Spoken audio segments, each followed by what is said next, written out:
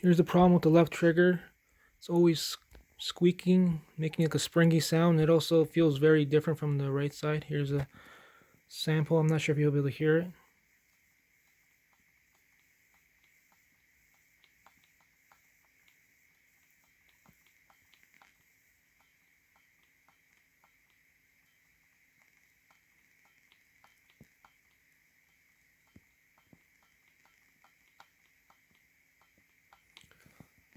Now here's the right side.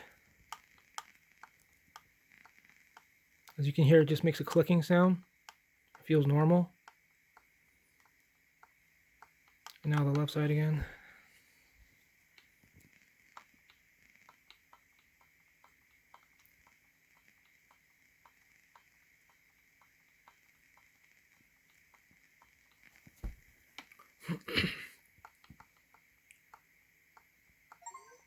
Normal.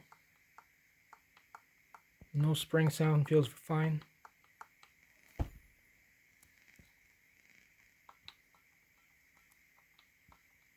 Sticky and mushy.